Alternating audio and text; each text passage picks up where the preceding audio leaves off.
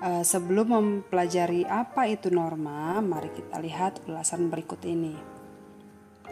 Mengapa sih kita harus beribadah? Mengapa kita harus menolong orang lain? Mengapa saat bertemu teman harus tersenyum dan berjabat tangan? Mengapa ada proses pengadilan terhadap orang yang bersalah di pengadilan? Nah, pertanyaan-pertanyaan tersebut merupakan bagian penting ketika membahas tentang norma. Sekarang kita mempelajari hakikat norma ya. Nah, hakikat norma itu sendiri merupakan kedudukan manusia sebagai makhluk monodualis. Monodualis ini maksudnya sebagai makhluk individu dan makhluk sosial ya, memberikan konsekuensi untuk berhubungan atau berinteraksi dengan sesamanya. Dalam melakukan hubungan tersebut tentu harus ada aturan-aturan yang menjadi pedoman agar dapat berjalan dengan baik. Nah, norma dipandang sebagai rambu-rambu yang dipakai seseorang dalam masyarakat. Keberadaan norma sebagai suatu aturan digunakan agar kehidupan bermasyarakat, berbangsa, dan bernegara menjadi tertib dan harmonis. Pengertian norma itu sendiri, norma itu adalah aturan atau kaidah yang berisi petunjuk hidup yang harus ditaati oleh manusia. Bersifat mengikat guna menciptakan ketertiban, ketentraman, keteraturan, keharmonisan, serta keamanan dalam kehidupan bermasyarakat, berbangsa, dan bernegara. Apa sih gunanya norma? Nah, gunanya sendiri untuk memberikan petunjuk kepada manusia bagaimana seseorang harus bertindak dalam masyarakat, serta perbuatan-perbuatan mana yang harus dijalankan dan perbuatan-perbuatan mana yang harus dihindari.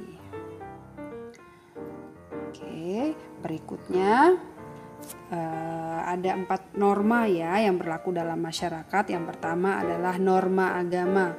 Norma agama merupakan peraturan hidup yang harus diterima manusia sebagai perintah-perintah, larangan-larangan, dan ajaran-ajaran yang berasal dari Tuhan.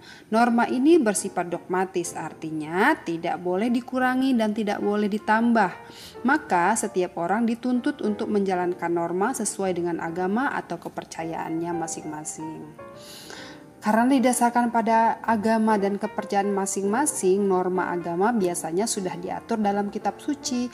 Misalnya larangan menyekutukan Allah, melaksanakan sholat, dan masih banyak lagi dalam agama Islam ya. Kemudian apabila tidak menjalankannya dengan baik, maka akan diberikan sanksi atau hukuman. Namun sanksi dalam norma agama tidak langsung diberikan saat itu juga, melainkan sanksi atau hukuman setelah manusia meninggal, misalnya mendapat dosa, siksa neraka, atau lainnya. Kemudian norma yang kedua adalah norma hukum, yaitu peraturan hidup yang dibuat oleh lembaga kekuasaan negara yang bertujuan mewujudkan ketertiban dan kedamaian dalam masyarakat, menciptakan keadilan dan kepastian hukum, sehingga bisa melindungi kepentingan orang lain, misalnya berkaitan dengan jiwa, badan, kehormatan, dan kekayaan harta benda. Norma hukum ini bertujuan untuk menciptakan tatanan kehidupan bermasyarakat, berbangsa, dan bernegara yang tertib, aman, rukun, dan damai. Sanksi dalam norma hukum ditentukan sesuai dengan peraturan yang ada. Sanksinya tegas ya, biasanya berupa penjara kalau dia bersalah. Sanksinya pun bersifat mengikat, artinya bagi para pelaku yang melanggar akan dikenakan sanksi seperti penjara atau denda ya. Contohnya setiap warga negara Indonesia wajib membayar pajak, jika melanggar akan dikenakan denda. Oke, berikutnya ada norma susila atau kesusilaan ya, yaitu peraturan hidup yang bersumber dari hati nurani manusia. Norma ini menentukan mana yang baik dan mana yang buruk sesuai kebaikan yang ada dalam diri masing-masing orang. Dengan adanya norma kesusilaan, manusia diharapkan mampu berbuat baik serta mencegah manusia untuk melakukan perbuatan yang buruk. Biasanya norma kesusilaan ini merupakan aturan yang dijumpai dalam kehidupan sehari-hari pada lingkungan masyarakat. Contohnya, sikap jujur dan adil dalam masyarakat, tidak memfitnah orang lain, tolong menolong, bersikap ramah dengan tetangga, dan masih banyak lagi.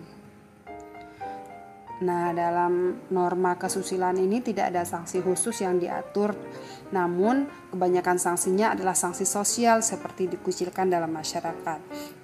Dan lagi dalam norma susila ini, apabila seseorang melakukan kesalahan atau melanggar, maka sanksinya itu sendiri dari hati nurani, artinya dia kadang-kadang tidak merasa tenang hidupnya ya. Kemudian norma berikutnya adalah norma kesopanan. Norma kesopanan ini erat kaitannya dengan adat. Karena itulah nama lain dari norma kesopanan adalah norma adat.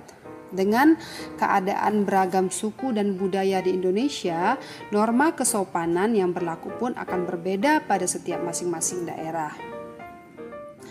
Norma ini biasanya juga tak tertulis secara jelas sehingga hanya masyarakat daerahnya saja yang mengetahui.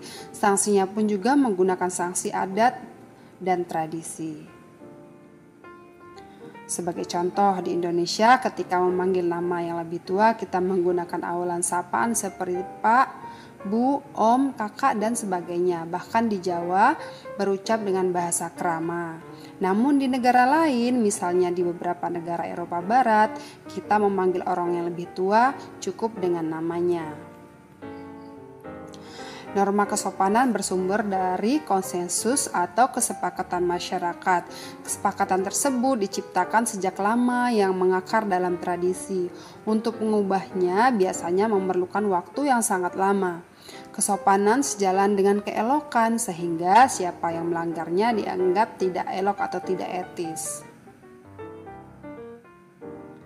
Nah, kemudian bagaimana hubungan antar norma-norma tadi, norma hukum, norma agama, norma kesusilaan, dan norma kesopanan tadi? Nah, kehidupan manusia dalam bermasyarakat selain diatur oleh hukum juga diatur oleh norma-norma agama, kesusilaan, dan kesopanan serta kaidah-kaidah lainnya.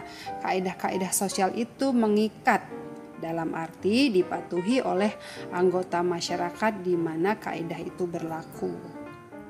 Nah, ini ya hubungan antar norma ini saling berhubungan. Ada norma agama, kesusilaan, kesopanan, dan norma hukum. Oke, demikian penjelasan saya mengenai norma-norma yang berlaku dalam kehidupan masyarakat untuk mewujudkan keadilan. Mudah-mudahan membantu dalam memahami materi PPKN kelas 7. Di video berikutnya saya akan membahas arti penting norma dalam kehidupan bermasyarakat. Oke, sampai jumpa. Wassalamualaikum warahmatullahi wabarakatuh.